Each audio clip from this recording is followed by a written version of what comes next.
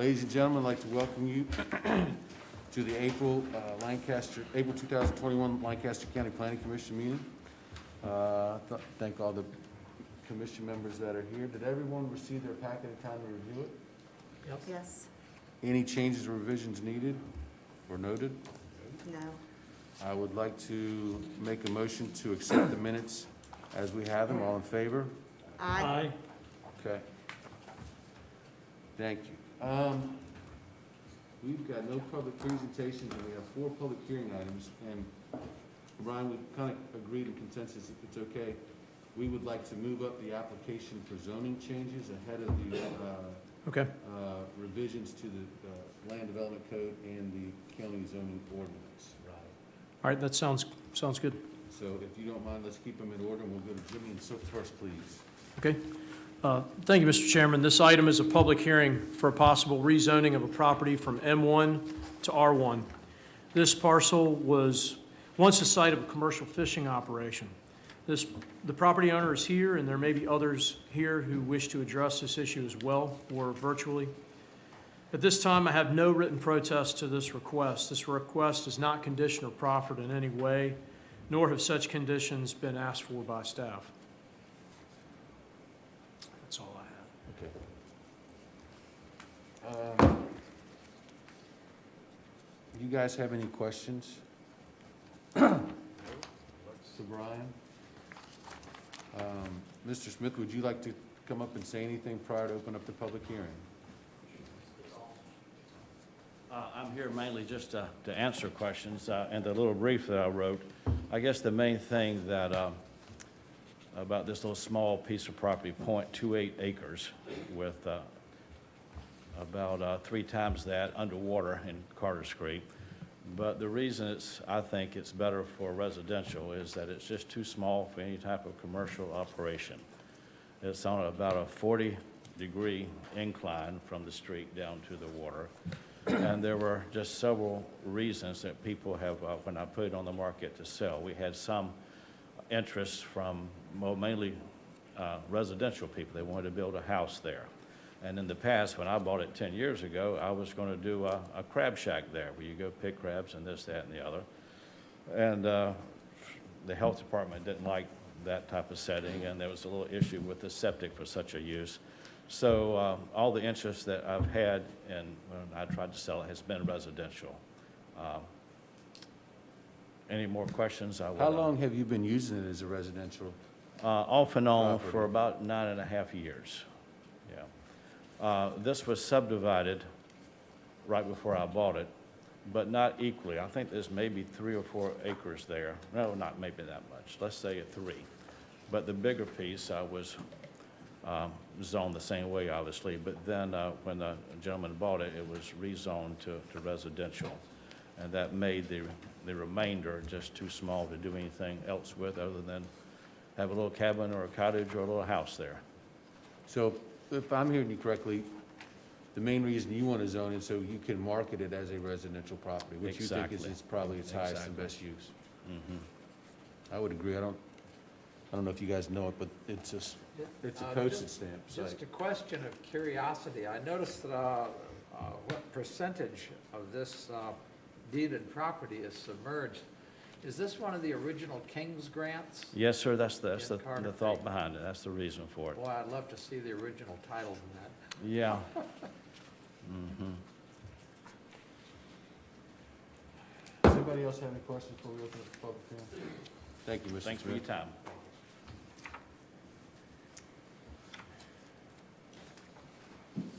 Okay, take the opportunity to open up the public hearing regarding the zoning change request from Jimmy and Sook LLC, tax map number 33194.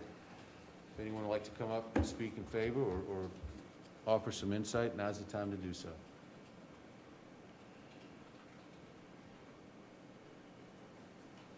Anybody virtually, Glenn? Maybe we should give them just a couple seconds. Is anyone even online? We have 0 attendees right now. Okay. All right, No well, comments from them. All right. no sense of waiting around then. Okay, we'll close this portion of the public hearing. Ladies and gentlemen, we got a zoning request change in front of us. Does anyone have anything they'd like to say before we make a motion one way or the other? Sounds good to me. It's not, doesn't conflict with the, the committee, what I'm trying to say, the planning, Comprehensive plan? boy. Well, I don't think it conflicts with anything, and it's a reasonable request. I think it's reasonable. And I think it should be granted. Comprehensive, that's what I'm trying I will, just got a couple things I'd like to add. Brian, you had added some stuff to the rezoning application, and it was alluding to county property and those types of things. What were those hints for? There's something we should look at as far as, as you had pointed out a couple of issues, as far as our comprehensive plan. Right, And taking properties that could provide public access and such. I just wanted to kind of understand where we were going with that. Yeah, I'm glad you asked that. I think it bears mentioning on the public record by someone that the comprehensive plan, and that's why I included it in your memo, does want you all to look out for properties that have potential for future public access, especially watch out for road endings, historical, as Mr. Chupp has talked about many times, those old steamboat landings that maybe aren't on all of our radar screens, things like that. I felt it important just to have it in the memo and make sure that it was mentioned as a CYA for the process. But obviously, this site, as applicant has said, and I think you all probably agree, not just the topography of it, but the size of it, the positioning of it, really has no public access potential. It's not a historic steamboat landing, and it's very limited for its current zoned use. So it's just something I felt necessary to put in the memo and maybe have some mention of it in the minutes that it was discussed, but always be on the lookout for that. Some of Yeah. those sites like that probably need to be hopefully reserved back for I hopefully didn't know if public there use. was a subtle hint for us, or, No, not at all. I think this site, it sounds like might not be that kind of site, but maybe each time, because I don't know this for sure, but based on some of the conversations I've had in the office in the last few months, this will not be the last waterfront M1 rezoning you see in the near future. So, I've got a feeling the parcel adjacent to this, the old Morgan Seafood, is gonna come. under correct. Yeah, just to be consistent, if Now, you that look at property- every project with the same kind of eyes, some will meet one rezoning and others may not, that. so. That's a, even though it's an adjacent property, that's a different animal, in my opinion. Sure, yes, sir. Yep. Okay. Anybody wanna make a motion? to. Yeah, I'll make it. I recommend that the board forward to the Board of Supervisors with recommendation for approval, the rezoning from M1 Industrial Limited to R1 Residential General on the 1.03 acres, including submerged lands described as tax map number 33-194. Thank you, Mr. Smart. We've got a motion on the table. All in favor? Aye. Okay. Thank you, Mr. Smith. You're more than welcome to wait around for the, I should speak on that. Sorry. Mr. Smith, you are more than welcome to wait around for the rest of our meeting if you'd like.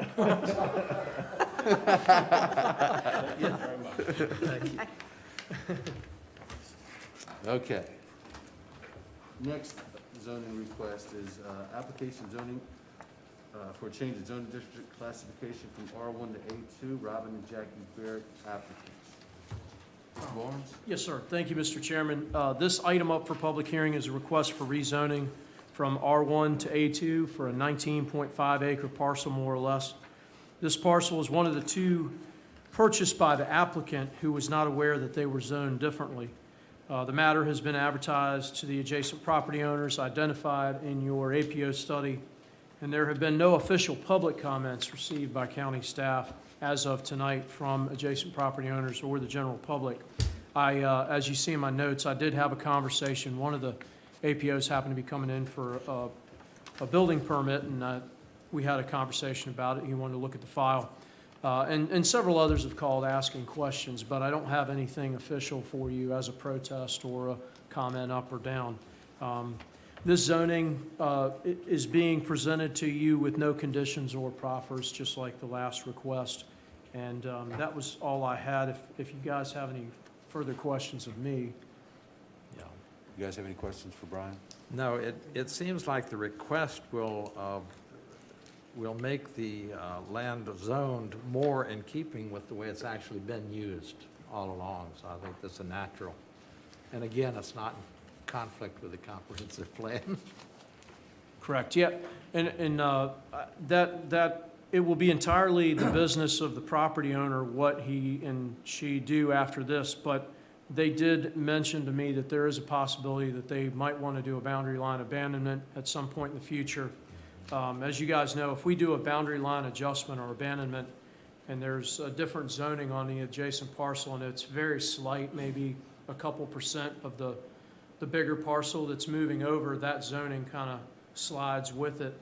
When you're talking about a 19-acre parcel, that just wouldn't be able to be done. It would have had to come back to you guys and then to the board anyway to make sure that they were consistent with each other before we could do a boundary line abandonment. So that may be some of the business that is being taken care of now for the property owner. Like I said, that's their business, so. Sure. Well, you guys, Mr. Barrett or Mrs. Barrett? This is 19 acres within on the edge of a parcel, 269 acres that we own. And it's no access to this 19 acres. And I found that it was zoned R1 by accident. Looking at the GIS maps, my wife was looking at them and looked at the zoning, and all of a sudden that's zoned R1. So like I said, there's no access to it.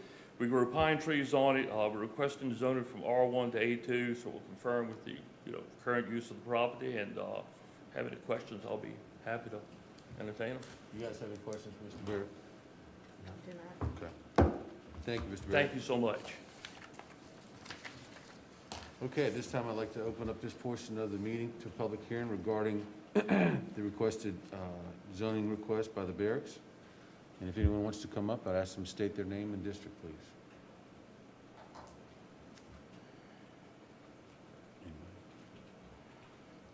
We have nobody virtually? Okay. At this time, we'll close the public hearing portion. It sounds like to me no one has any heartburn about this. Does anybody have any feedback? I mean, we've always been a down zoning type of group, so it's always pretty easy. That said, would either of you members like to make a motion, please? Want me to make it again? Yeah, you did such a good job last time. Thank you. I'll stay busy. It was I textbook. move that the board forward to the Board of Supervisors with a recommendation for approval, the rezoning of a 19.05, I thought it was not 19.5, 19.05 acres described as tax map number 7-36A from the current R1 residential general to A2 agricultural general. Thank you, Mr. Smart. Ladies and gentlemen, we have a motion on the floor. All in favor? Aye. Aye. Aye. Okay. Thank you, guys. We are sailing right along now. And like Mr. Smith, I'll extend the invitation for you guys to... I just enjoy hearing you all talk to us. Okay. All right, so we'll go Mister, back. go ahead. Yes, no, go ahead, Dan. If I could, I'd like to take a few minutes before we go on to new business to clear up an item of old business from the last meeting. As you probably recall, at the last meeting, I brought up the fact that the draft of our recommended solar ordinance that went to the board mistakenly omitted two of the provisions that we added. We added them at the last minute of our public hearing, and I know the staff was very busy at the time, and mistakes happen. But anyway, they were not included in the draft that went to the board. Brian pointed out at our last meeting that he thought maybe both changes had been caught by the board in their deliberations, and it would be in the final ordinance. I think that's true of the first provision, which was a mistake. And I think Mr. Palin caught the mistake during the public hearing. It was a mistake in 85 decibel limit on noise during construction. It said that on one page, and on the next page it said an average of 85 decibels during construction. Anyway, he caught that, and I'm sure that's going to be corrected.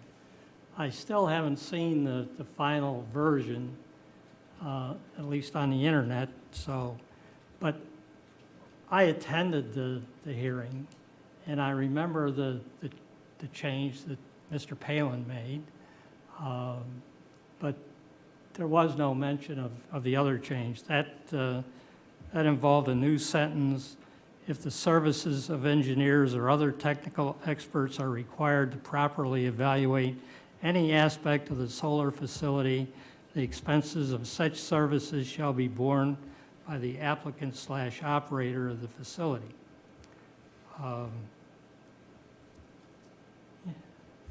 I see it as a fairly important addition. On the other hand, in thinking about how we would go about changing it, adding that one sentence to the new ordinance, it's a lot of work. I mean, correct me if I'm wrong, but I think we would have to have a new public advertise and have a public hearing on the Planning Commission, and then the same thing on the Board of Supervisors. It strikes me that that's a lot of work to add a single sentence, and it seems to me that maybe this is a provision we ought to have in more than one of our ordinances. Basically, I think that we should have this provision in any of our ordinances that involve a big and consequential change in the county. We should have the right to ask the petitioners to fund any special expertise we need. I'm thinking of a subdivision proposal. We might need, somebody to come in and study the drainage proposal they're making, that sort of thing. So it seems to me that we might want to not do anything on just this solar thing, but maybe ought to do a change involving any of our ordinances that would benefit from that. And we can do it on our own time schedule. I don't think we would need to be pressed. But Brian pointed out that the fact that the whole solar ordinance is based on special exception by the board gives them a lot of leeway as far as what they require of petitioners. So anyway, that's my thought on the subject. It's up to the Planning Commission what we want to do, if anything. Ryan, I know you've thought about this. What are your thoughts? Yeah, and I will say that Mr. Chupp is correct. When things are happening fast, and especially in an electronic world, you can click. The two versions are side by side. Crystal and I had even talked about that sentence. I remember typing it in, and he's correct. It was not the version before the Board of Supervisors. It was the correct one, and there are several fail-safes. When the board looks at something, I give them the exact language of your minutes in black brackets. So they saw that and caught the one, and the other is not in there. That said, one thing that I am going to do, and that is standing tonight and going forward. So you've got these two items that you're about to have a hearing on. If you make any changes to them tonight, what I will do is within the next 7 days, I will make those changes to that draft. Through the magic of email, I'll get you guys to look at that, make sure that it's right. Generally, we're going to have enough time. That's not really been done before, but I think with the electronic world we're in and things are moving fast in the office, as a check on me, you guys will all get it, and then you can call me back or type me back and say, hey, Brian, that's not the exact sentence that I think I heard in the motion, or whatever. We'll get it right. Generally, there's enough time before the board hearing to have that draft tweaked for a week or two and then be advertised for 2 successive weeks as required by code. Sometimes it's a whole other cycle before the board hears it, or even a couple months later. So that's what I'm going to start doing right away to make sure that that doesn't happen again. And I do think Mr. Chupp is right. That sentence would be very helpful in a lot of things. It would be helpful in erosion and sediment control, subdivisions. Think of, you guys haven't had one in a while, but I have a feeling those will start coming back now that things are rolling along, where you might have a 20-lot, 30-lot subdivision. It would be helpful if the county had the ability to, especially on the board level, if the board got to a point, I can imagine with a VDOT road, there's a lot of engineering. And once it's in the process of going to the county may say, whoa, we need to do another traffic study. Traffic studies can cost thousands of dollars. That cost, it would be easy to refer to that section and defer that cost back to the developer. So yeah, my thought on the solar ordinance now is that I don't mind, you guys have time to consider that change in May and then get it back to the board again for a tweak in June. What would be ideal is if there was something else also that needed to go into that, that maybe somebody's discovered that some other possible erroneous or problematic area of that ordinance, to kind of get 2 or 3 birds killed with one stone if you're going to go to that trouble. There may be a thing too where you just want to go through, there are projects that I know will be submitted probably on July 1. It may be better to leave it the way it is, do that 1 or 2 projects. I have a feeling this board is going to want to have you guys revisit it in 6 months or a year anyway. After doing one big project, there's going to be things that the Board of Supervisors probably don't like about the ordinance, and they'll want you to come back. And I've told Mr. Chupp I will make sure that sentence is at the top of the list to go into it. Yeah, open the discussion back up and send it from you. That's a big can of worms I don't think we want to get into at this particular juncture. I don't mind doing either way, I was it's, thinking about this, and Dave, you brought up a good point to use it in multiple spots. My question is, can we, because we haven't finished with the definitions, can we include that under the special exception? That the board has, the ability to.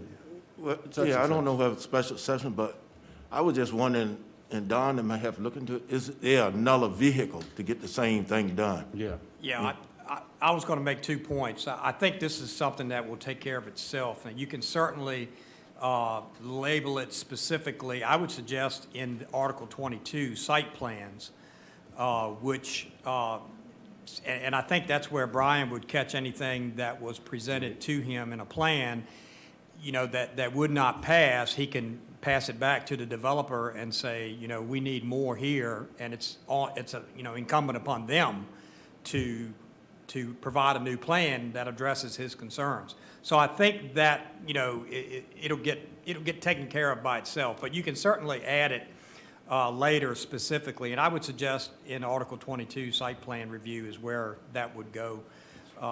And I don't think you necessarily need to go back and tweak the solar ordinance right now. I think Brian's correct that, do a project or 2, and you may decide that you need to tweak it at that point in time. And each one of these would be by special exception, and when they come to the Board of Supervisors, if there's something that, just gets under their skin or whatever, they can bring it out then. And so it's nice to have things spelled out specifically, but I really believe this is something that'll be taken care of by itself. I like that scenario. Mm-hmm. Yeah. Dave, site plan is going to encompass all That's of right. it. And Yeah, we can still get it to it. And like I said, in the meantime, I apologize to the commission and to Dave. I did not intend that omission intentionally. And I will make other mistakes, but I will never make that mistake again. Mistakes are always going to happen. Listen, And one other thing too, there's a potential for a siting agreement with these projects, and this particular language can be spelled out in that siting agreement as well. That's a good idea. okay. Yeah, we will, comfortable with that, we'll make Dave? sure that. You comfortable with that? And then if we've got to, I would like to see it spelled out somewhere. site plan's a good spot, and if we have to go back into the solar, we Yeah. can add it then. You guys okay with that? Yes, sir. All right. And but, I don't know how you stay up with anything to begin with, Ryan, especially with this solar ordinance. We've only been dealing with it for Yeah. it's, 18 months. Golly, It's, it's been all over the place. yeah, well, Thank you, Dave. Okay, so, public hearing item number 3, which is listed as number 1, revision to Langston County Erosion Sediment Control Ordinance of Langston County Land Development Code. Mr. Barnes? thank you, Mr. Chairman. This item is a public hearing regarding possible changes to the Erosion and Sediment Control Ordinance of Lancaster County. I provided some of that documentation in your memo. These changes are necessary to make our ordinance match new state code language. And I guess you could say new in air quotes because it's about 5.5, 6 years old, maybe actually a little older than that. A recent DEQ review of our program highlighted this deficiency, and the state has asked that we make these changes to make our program compliant with the state code. As you see, the differences between our existing ordinance and the state model ordinance were a little too great to make everything drag and drop perfectly. I really like to leave our ordinances alone and let us tweak them the way we want. The way I've found with DEQ is they get a little funny about that. They really want every locality to almost perfectly match their state model ordinance. There are a few differences that you'll see in there. Our threshold for land disturbance is 2,500 square feet, whereas the state is 10,000. A couple of little Bay Act differences that I tried to address in there. I have sent this to DEQ, and I just got an email back a couple days ago from our DEQ liaison who said they reviewed it. They don't see any issues with it. It looks compliant to them. Are you going to get this done by July 1? So DEQ seems to be okay with it. This issue's been advertised and staff have received no complaints or opposition thus far. I think there was, I've included some information for you guys on what erosion sediment control is and what we do with it. It's a very old area of environmental regulation that the county has. Over the last 30 years, the county's had various iterations of erosion sediment control enforcement for a good long while now. Probably over 18 years, we've had consistently homegrown staff doing this work. For a while, the PDC did it. At one point, the Soil and Water Board did it for us from out of Warsaw. But this is one of those ordinances that, as far as land development goes, it's really essential to have our program run in-house as much as possible. And this is just an effort to keep it more compliant with state law. Basically, we're mandated. This ordinance is pretty much Yes, sir. mandated, as soon as you said DEQ. You guys have any questions for Brian regarding this one? I think the only thing I guess need some clarification on is under part 3, and someone had circled it, HH, I don't really have page numbers, so, I mean, if I hold it up, maybe it'll ring a bell, Brian. The definition of town, and then it says, town means the incorporated town of Lancaster County, Yes. and I'm a little confused by that. Yeah, that's something I wanted you guys, I'm glad you caught that. I should have put that in the memo as an item that perhaps in a motion you should dictate that town maybe with our ordinance, because we have 3 incorporated towns, would mean the town means the incorporated towns of Lancaster County, of Kilmarnock, Irvington, Whitestone. I just didn't want to, I don't remember if I ran up against my deadline to get this to you guys or what, but yeah, that's something that does need to be corrected. There were a couple of small grammatical errors, a couple places where periods seem to be missing, even from the state model ordinance. Those need to be fixed as well. But yeah, I'm assuming, and you guys tell me if I'm wrong, I'm assuming that definition might include more than one town in some localities. I don't really know for sure, but I think we should name all 3 of our towns. We do provide this ordinance does cover the towns as well. The towns do not have their own standalone erosion and sediment control ordinance. They could if they wanted to, so we do have to provide coverage for the 3 towns. Would you have to go over to this other section and make a change? Because that's where I first picked it up on page 4, line 34. It says town means the incorporated town of, and then it's got program authorities, if applicable. And I was trying to figure out, I said, okay, what program authority are they talking about? It's in the revised section that was December the 5th, and you look on page 4, and it's line 34 down there. But that's the model ordinance. The one that Brian has Yeah, I know. proposed as a draft has it correct. That's right, yeah, Yeah, number 33, on page town means, 4, number- Yeah. okay, Yeah. okay.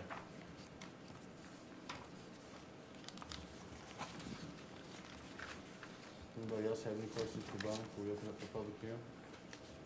Bob? This will be one that, any changes you make, like I said, you'll get it in your inbox in the next 7 days. And then, if you will not offend me. If you see that I've made a mistake, please let me know, and we'll address it and go on.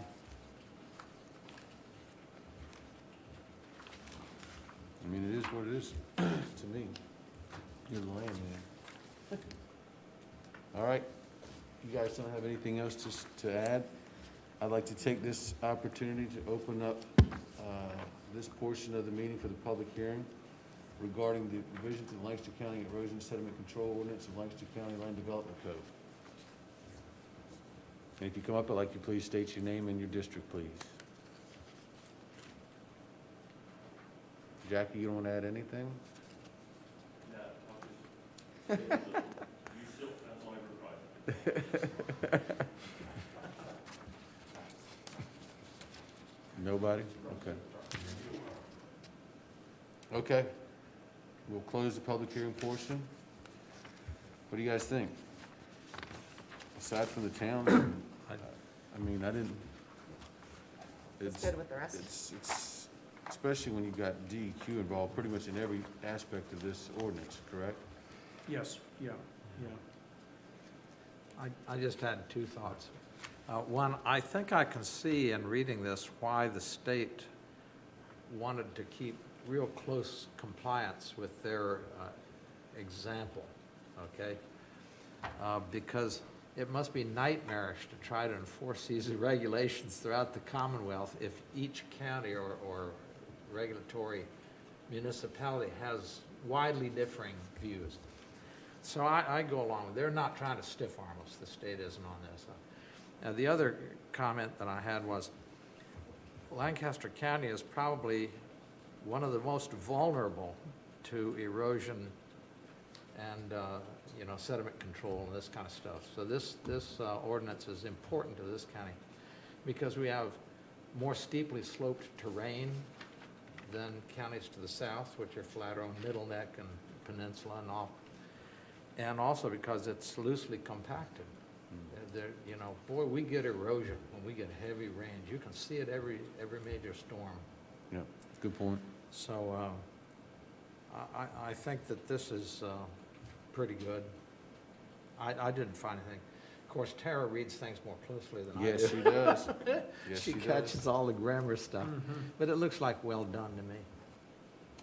Well, aside from adding the towns, that you picked up on, the incorporated towns, I don't have anything else to add that Tara picked up on. Dave? I love it. Yeah.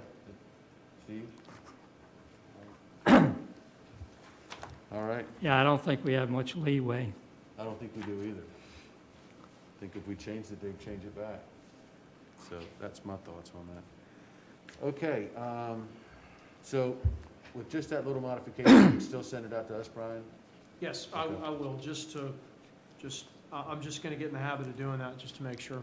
Because we have, So we can't forward a motion right now until we get that back, is that correct? well, no, I think you can, but Okay. what I'll do is, because what I want to make sure that happens is that the draft I send on to the board is exactly the way you intended it to be by your motion tonight. Okay. That's- Yeah, That's kind of yeah, what I'm getting yeah. at. Okay. Yeah, it's not that you have to rehear it, it's that you guys will just So we be can make a checking. make a Yep. recommendation with our revision request to Yep. forward to the board? Okay, Correct, yeah. all right. Anybody want to do that?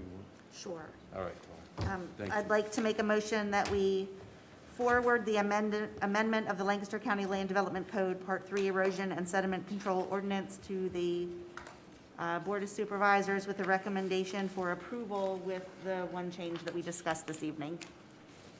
Okay, thank you, Ms. Booth. We've got a motion on the table, all in favor? Aye. Aye. Okay. Thank you, guys. Our final public hearing tonight is regarding a revision to Lancaster County zoning ordinance, Article 1 definitions. And this is a lot thinner than the last public hearing thing. Mr. Barnes? Yes, sir. Thank you, Mr. Chairman. This item is a public hearing for possible revisions to the Article 1 zoning ordinance definitions. These revisions have been considered congruent to the solar ordinance development and been tweaked on several occasions. There has not been a standalone hearing held prior to Board of Supervisors consideration for this particular article. So I was hoping to get you guys to do that tonight, and then next month I will forward this article revision onto the board. These latest modifications are strictly for clarity and to allow for the potential of some energy storage on sites. It has become clear to county staff in the last few months that some of the projects that may be presented going forward may have, even if they've got one little Connex box with lithium batteries in it for some sort of storage, that may be enough to trigger a legal challenge. I'm not an attorney, but you always want things to be as clear as possible. If the board wants to approve a project that does have some energy storage on the site, possibly having that as a feature of a utility-scale solar facility may be helpful. Of course, they could always be denied at the special exception level. The only written comments for this article are provided to you tonight. They were from Mr. Costello. If there are any questions, I'll try to address those with you guys at this time. The one thing I do want to mention, this draft before you has gone to the county attorney. He and I have sent it back and forth a few times, and some of those edits are apparent when you look at the red highlights there. You guys have any questions for Brian on this one? No, the only question I had was, under a utility-scale solar facility, at the end of the third line there, I'm just wondering if the word "and" should instead say "which is." Which is intended to market some Yeah, to the electric and which grid. is, okay.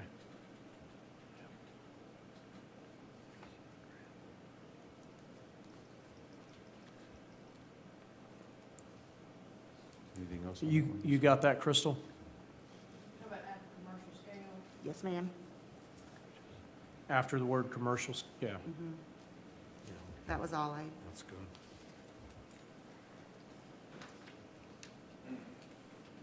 Dave, would you like to, do you have anything for Brian before we open up the public hearing? All I have is a little nitpicky thing. The last last sentence under agricultural and commercial solar installations. We say such an installation could be grid tied but would not derive direct revenue from utility sales.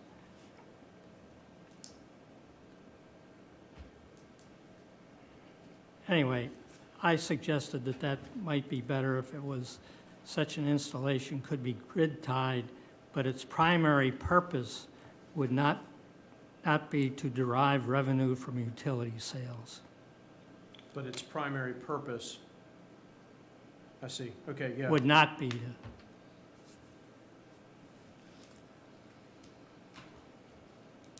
And that would be similar to the other edit and the other, its primary purpose.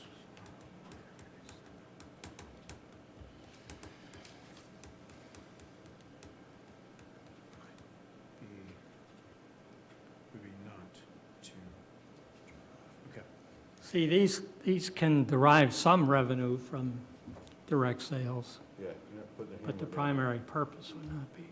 Yeah, I think you're spot on with that. I've looked, there's some state code language, Mr. Chupp, that allows some fairly big, what they call ag installations. They big, I mean 3 or 4 acres, bigger than a residential.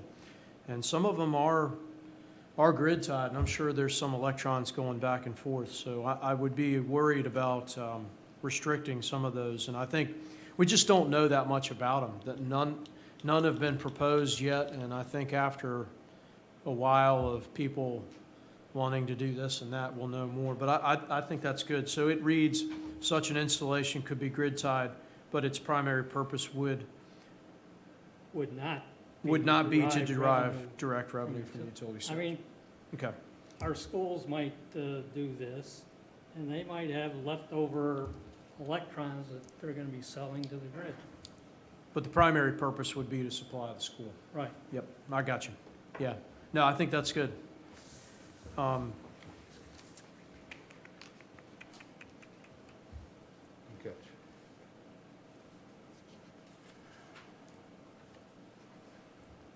Anybody else for Brian, before we open it up?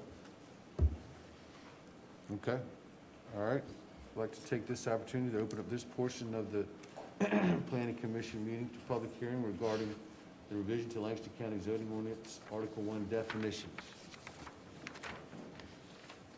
And please state your name and district, although we know you very well, Mr. Costello. Charlie Costello, District 2.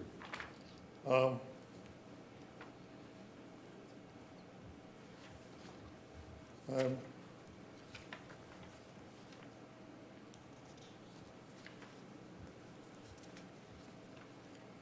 like to bring your attention, I've provided to Brian, he put in your package.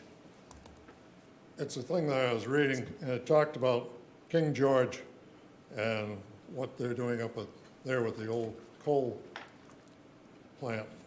And they're gonna put solar and large amount of battery, 500 megawatts of battery storage on that property. But down in reading it, there was a portion of it that refers to, let me bring it up.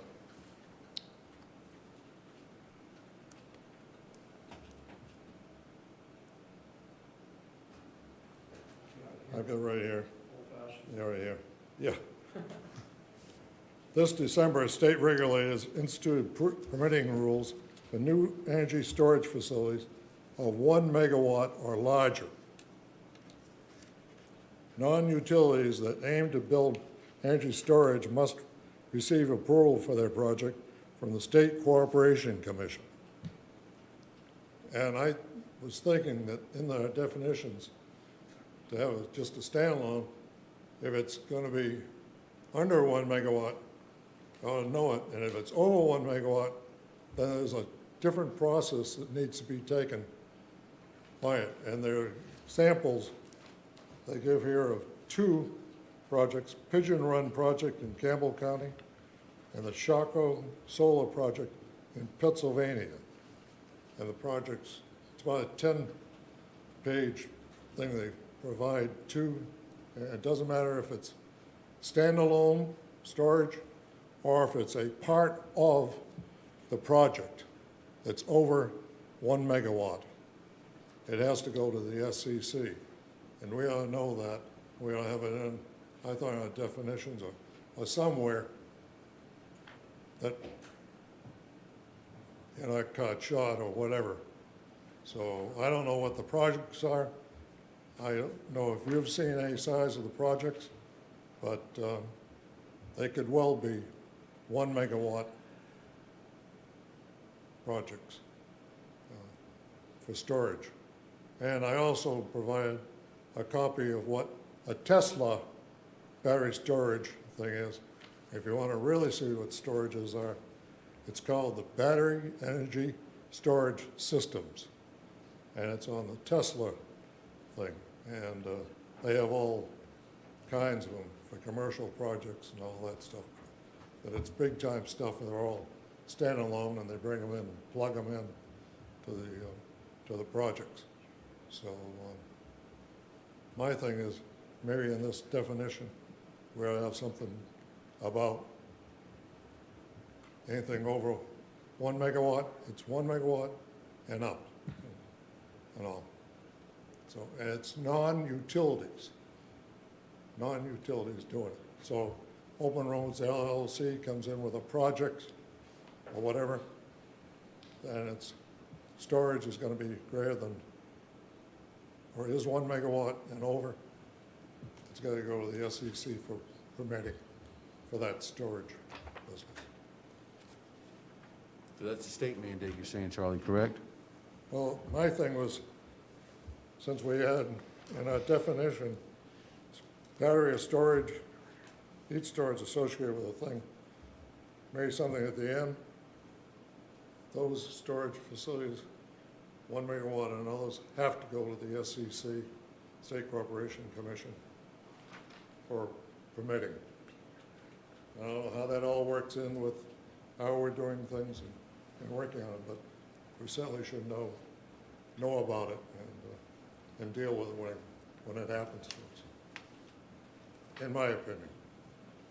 Thank you. Thank you, Mr. Costello. Brian, what are your thoughts about that? Yeah, Is that a new state mandate? it is, and we've had some conversations with even Dominion people who are, a lot of this stuff is moving fast, and this Dominion is required to meet these mandates, just like we're required to meet DEQ's mandates, and they're trying to figure out a way to make this work.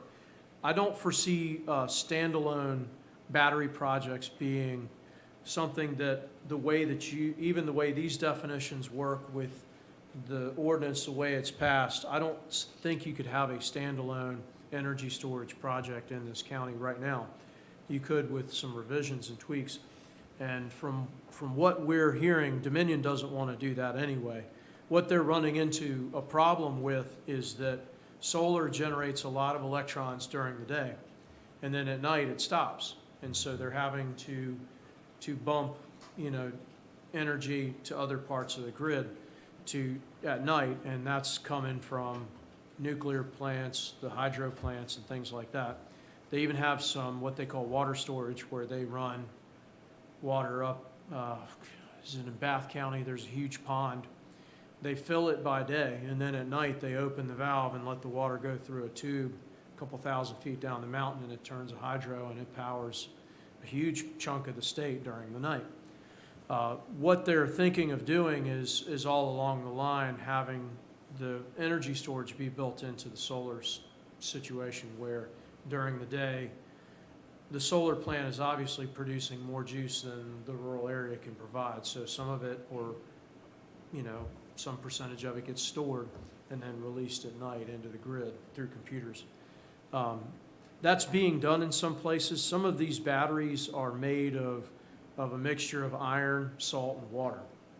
That's all it takes to store the electrons. Some of them are other compounds that are less savory, maybe cadmium, things like that. But a lot of them, what we're seeing is they're stored in tight containers and metal boxes. You really wouldn't almost notice them on a lot of sites, small footprint, things like that. But that's the other side of the solar demand, is the mandate's there. The solar can do a great job of producing the electrons, but not at night. As Dominion is realizing that a lot of these coal plants, because of other problems, coal and gas plants are going to have to be shut down, they've got to have a way of releasing that energy at night. So a lot of counties are doing this right now. They're wrestling with, do we have any batteries? Do we have some batteries? Our general trend with, I think, what you guys have been doing, that there again, it's up to you, but has been to put these tools before the Board of Supervisors and let them decide in a project what they want to do. I don't really know directly if any of the projects that might be coming soon have any energy storage at all. But I am seeing that through talking with people in the industry that some form of energy storage is going to be a feature of a lot of these sites just because of necessity. And if somebody wanted to legally challenge a project, and even if there's one 40-foot container that's got battery storage on it on a 500-acre site, that might be enough to get it into the judge and burn up 6 months or a year of a trial reviewing a decision. Just a thought. That's up to you guys. I put that in there just to address those issues. As far as what Mr. Costello was talking about, 1 megawatt or less, being that things are moving so fast and that these codes are changing, and some of the regulations that I was sent from Dominion people have just taken effect.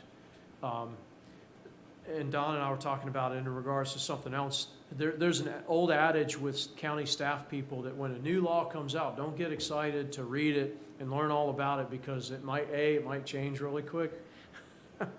B, the regulations haven't come out that tell you what to do, or the guidance.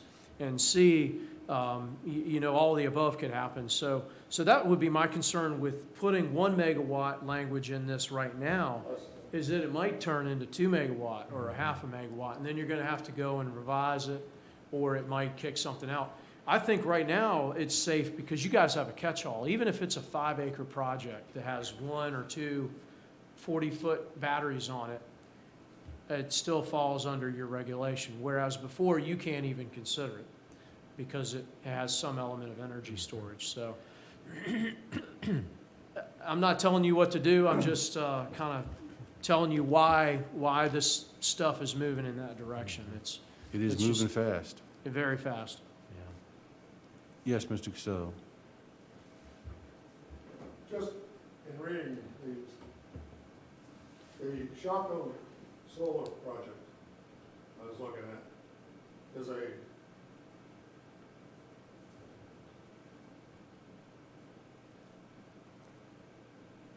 think it's a 50 megawatt project with a 20 megawatt storage facility part of it. So, that's quite a bit. And Pennsylvania is big time into solar. And it could be, we're looking at the start, looking into the future. This is becoming more and more a big. The project up in King George, they're converting that coal place into a major thing that is going to really, what is it, 190 megawatt storage and 50 megawatts production. So, and the firm, they're going to provide it to Dominion, but it's a company that's LLC in Delaware. Well, we've got ours who's in Austin, Texas. So, these LLCs are going to provide it to Dominion. So, we look at what Dominion's doing, This is non-utility providers doing this, and that's what we could be pitching up to them, so. I just want to make you aware of at least this part that I have to read about. Appreciate it, Charlie. Todd? Yes, I sir. just, I wanted to thank Charlie Costello for bringing this up at the last meeting, because I was totally unaware of this. And Brian has mentioned a couple times about how fast this technology is changing and all. But I can see there's one thing in this Tesla, the paper that you handed out. It says that Megapack can also be DC connected directly to the solar facility. Boy, that saves a lot of engineering. You don't have to, because there's loss of power every time you convert from DC to AC. So this is a help to them to make the plant more efficient. And it's something that we ought not to exclude through language in our ordinance. We ought to permit the batteries to go in with the solar farm. And make a solar farm. Tesla has got a whole thing go into the commercial portion of it, and you'll be amazed how much stuff it is. It's here, it's being worked on, it's gonna be, and they'll be here too. That's my prediction. Anyone else have anything to add for the public hearing before we close the public hearing? Thanks again, Charlie. Okay. Close this portion of the public hearing. What do you guys think? So I agree with what Brian said. I think it makes sense right now to hold off. I think that we have the necessary pieces in place, and then when we get some more direction, then we can always add it in. I think Brian brings up a good point. Twofold. It's moving quickly, but we've got the fail-safes in place right now because of the special exception side of things. Charlie, I appreciate what you brought up for sure to bring it to our attention. It's probably going to change by next month, but the special exception is the ultimate fail-safe force right now, I think. What do you guys think? I'm not sure what the issue is here. As I understand it, what Charlie has proposed is that we put in our definitions in the ordinance, a warning to applicants that if they have storage over 1 megawatt. 1 megawatt, they have to get approval from the SCC. I don't know why we're constrained to warn people in our ordinance what other agencies might require. I mean, there are probably 10 or 15 other agencies that also have requirements on these applicants. Are we going to try to warn all of them? I don't see it. Good point. Agreed. One thing you guys might want to keep in mind too, the SCC, when you start talking about the SCC, is the knowledge, what they know and what they don't know right now. And that could change next week. So, you know, when you talk about, hey, you got to go to the SCC, then, you might be throwing people right in a dark hole somewhere. Because everything is changing. It's no question about it. I mean, I've dealt with SCC before through Verizon, and it's, you can just throw stuff out there and it's just gone, You don't know when it's coming back.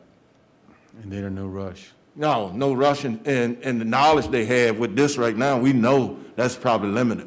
That's probably, every day they getting something new, and they got to figure out how they're going to deal with that. So I think holding off on this is the best way I see it, is not making. Holding off on that addition? Yeah. Yeah, okay. Agreed. Yeah, and if that's what you guys want to do, Don and I are in constant, almost weekly contact with the utilities and with operators and trying to learn more. Some of it's Virginia Association of Counties is finally really picking up on the knowledge for us, having webinars for us and training so that we know as these projects are coming in, what to look for, like Dave's alluded to over and over again, reviewing those plans. it may be a thing where 6 months from now, I come to you guys and say, hey, now this is a problem, but I appreciate Mr. Costello letting us know and keeping an eye on it, but, yeah, SCC sounds like a place where something could go for Yeah. a year or more, and, And I agree, if it's already mandated by the state, they gotta go there, why do we need to warn anybody yeah. for it? You know, agreed. it likely would be, and not to interrupt, Mr. Brent, but knowing these companies that have been coming forward to us, a lot of them have already submitted stuff to the SEC if they needed to do that, so they're pretty on the ball with that. Sometimes that happens before they would ever even apply to us, so Sounds like they need to. that might They wanna fix get it itself. done.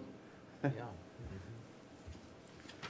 Okay, other than that, you guys like what we talked about as far as the tweaks for the definitions? Would you like to make a recommendation, please? Sure. I would like to make a motion that we forward to the Board of Supervisors with a recommendation for approval, the utility-scale solar energy facilities related amendment to Article 1 definitions to be added to the Lancaster County zoning ordinance with the changes we discussed this evening. Thank you, Ms. Booth. We have a recommendation on the table. All in favor? Aye. Aye. Okay, Thank you all. thank you all very much. Item number 5, consideration items, we have none on the docket. Item 6, other business. Dave, thanks for bringing up the definitions earlier. Any other business that needs to be addressed? I have a question. Probably a lot of people in the county have the same question. I'm completely baffled by what's going on as far as broadband in the county. As I understood it, we got a sizable grant to accomplish that in the county. It's been approved. I never did gather from the paper how much it was. Maybe it wasn't significant, but anyway, the next thing I hear is that we're raising our taxes, our personal property tax rate, or at least we're authorizing an increase. We haven't decided on it yet, but a tax that could be over $3 a day to raise $10 million to pay for broadband. What's happened as far as the grant, and why do we need $10 million? I'll try to give you a very quick overview of where we are. As you know, the Board of Supervisors created Broadband Authority back in 2018 and tasked them with finding a way to extend fiber to every home and business in the county. They have hired a consultant in the past to put together a 314-page USDA Rural Utility Services grant application that was submitted in March of 2020. We still have not heard a yay or nay on that as of today. That grant would have required an $8.3 million match from the county. It was a total of $33 million project, which would have taken fiber to every home and business in the county.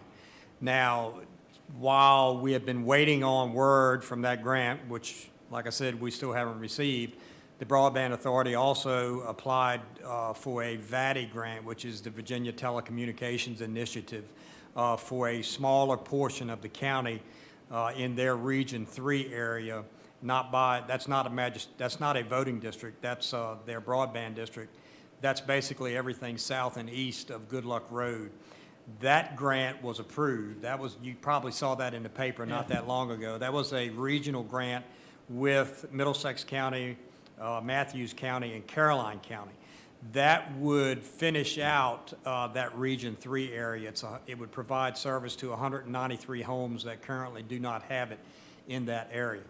That's still in play right now. That's been approved. The Broadband Authority last week at their meeting on April 7th was pitched a proposal from Dominion and All Points Broadband, which our neighboring counties have already joined in with, to expand broadband coverage to unserved areas of the county.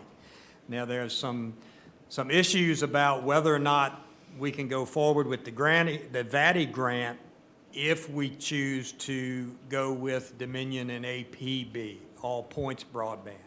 The Broadband Authority is hashing that out now. They meet twice a month. They've also recently hired an executive director who was a former executive director for the Eastern Shore Broadband Authority. The Eastern Shore Broadband Authority is a success story if you're not aware of that. They were formed back in 2000 and I believe 10 or 11, and they provided service to customers and have basically taken broadband throughout the Eastern Shore. They still have about 600 residences to provide service to. So, having said all of that, the Broadband Authority is working. It's a very intelligent group of folks. This executive director that they've just hired is very knowledgeable. He's got a very successful past. And, I think a decision needs to be made now of, what direction is their Broadband Authority going to take? Are they going to go with this proposal that's been put out there by Dominion and APB and just kind of back off and let that fill in the unserved areas? Are they going to also try to mimic what the Eastern Shore Broadband Authority has done and provide service themselves to residents of the county? And that's where the price tag will go up. If the Broadband Authority goes down that road that Eastern Shore has done, they're going to need money and from the county. And what you're referring to is that $10 million. Supervisor Westbrook put together a proposal to if we were going to borrow that $10.6 million, how would we service that debt? And based on the refunding of bonds we did last fall, and when we were anticipating having to come up with the $8.3 million to match that original grant that I talked about first, we would have to borrow money, and our financial advisors had said that a 20-year term would be, what broadband would most broadband loans would be for 20 years, in other words, because the infrastructure would have about a 20-year lifespan. So, using that 20 years, the $10 million figure that the Broadband Authority has kicked around, Dr. Westbrook came up with a plan to service that debt, and his proposal was that we could successfully do that if we increased our personal property taxes. He pitched that to the Board of Supervisors. The Board of Supervisors said, well, this plan, could work. Let's go ahead and advertise the $3.75 rate. And I will point out that Richmond County and Westmoreland County have a $3.75 personal property tax rate. So they said, let's go ahead and advertise that. It's in the paper this week. It'll be in the paper next week because it has to be advertised twice because our tax rates are by ordinance and all ordinances have to be advertised twice. So that is an 84% increase over the $2.04 that we currently have. But that $2.04 rate has been in effect since 2007 and has not been adjusted since then. So the board is going to have a public hearing on April the 29th about those tax rates. So the public needs to come out and speak one way or the other. And they can zoom in as well on April the 29th. They're going to hold off and not adopt a tax rate until their regular meeting on May the 27th. So the public has plenty of time to speak. So that's a very quick overview of where we're at. And Mr. Lee, do you have anything you want to add? No, other than our mandate to the authority was that we wanted fiber to every home, every resident. And both of these approaches would have. Well, one of the things that happened with that Russ grant was, and I think both of them really, they downsized our numbers. They did. We sent in saying we need 500 and some. They sent back said you got to go down to 100 and some. So that's one of the dilemmas. Well, and I can expand on that a little further. I don't know how deep in the weeds you all want to go, but Which one did that? Our initial USDA submission, like I said, it was a $33 million project, would take fiber to every home and business in the county. We submitted that in March of 2020. In October of 2020, the federal government, the FCC, had what was called an RDOF auction, RDOF. That stands for Rural Digital Opportunity Fund. That was an auction of census blocks all across the country, and different ISPs, providers, could bid on those census blocks. And what happened in Virginia was that Dominion and APB, All Points Broadband, bid on all of the census blocks in Lancaster County and was the highest bidder. So they won those census blocks. That's when I got a letter from the USDA that said, hey, even though you all submitted your application back in March of 2020, this auction that just happened in October trumps your grant submission. So now you have to remove all the areas that will now be covered under this RDOF auction from your proposal. So we had to go in and revise our grant submission to remove all of those duplicated areas, because you can't have federal funds in the same area. You can only have one set of federal funds. You can't have a duplicate. So we had to go in and revise that application, remove all of the overlaps with RDOF, and resubmit. And we did that on January the 7th. And it brought that total project down from 33 million down to just under 10 million, and serving the areas where the RDOF auction winners would not serve. So, and we still haven't heard from that. So there's so many things that are happening. You talk about things happening fast in solar. Things are happening fast in this broadband world. And I mean, it's so fast it'll make your head spin. But I will tell you that our broadband authority is working very diligently. And one of their members in particular, he's up here just as much as I am. And he's here every day. And be mindful, they don't get paid. If they don't get paid, they're volunteers. They're volunteers. Yeah. And so I think you're going to hear some good news from the Broadband Authority, and it's probably coming within 30 to 60 days. But the Board of Supervisors held a joint meeting with the Broadband Authority when we had our budget discussions. And the Board of Supervisors, made it clear that they want fiber to the home.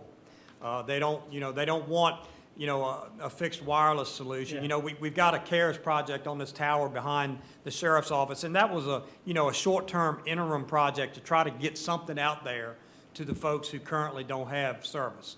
So, that's still going on. And people haven't been hooked up yet, but it's very close to that happening. But the ultimate goal is fiber to the home, and it's going to be several different avenues of how we get there. But that's the general discussion of how that 10 million and the increase in personal property taxes, the proposal to increase personal property taxes came about. So, but as I said, it's advertised, public hearing, April the 29th, and the board won't adopt a tax rate until their May 27th meeting. Okay. Todd?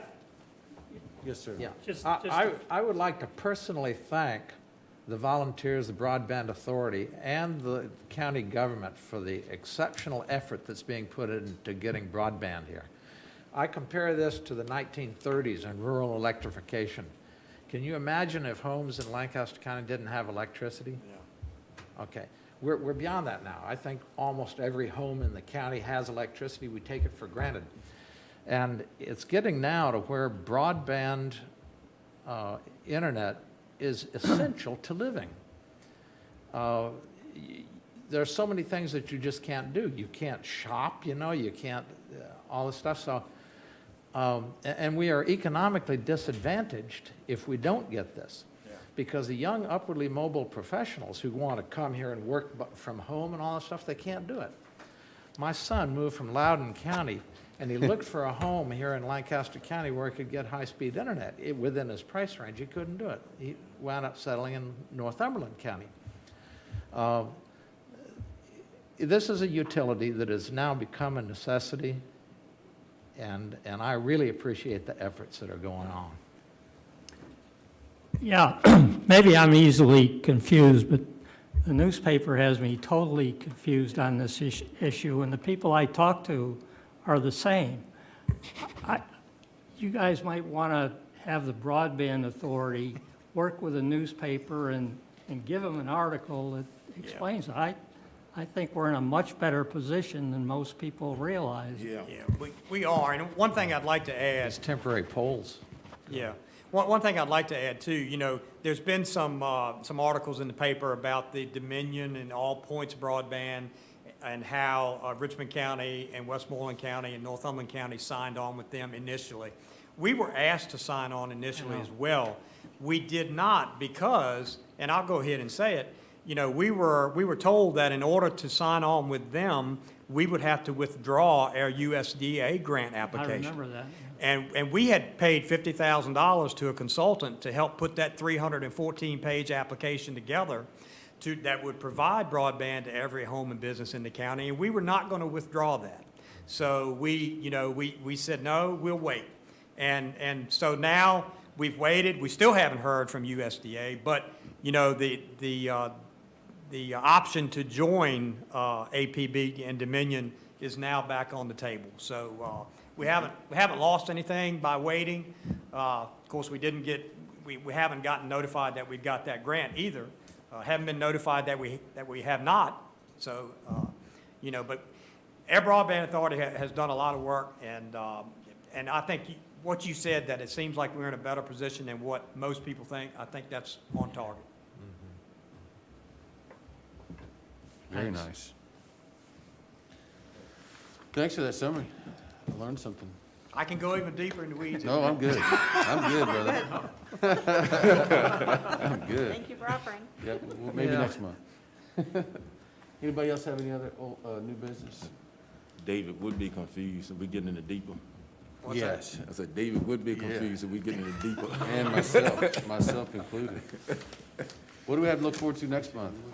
Okay, next month is your annual elections for officers, for positions and things. I'll schedule that for you guys on your agenda.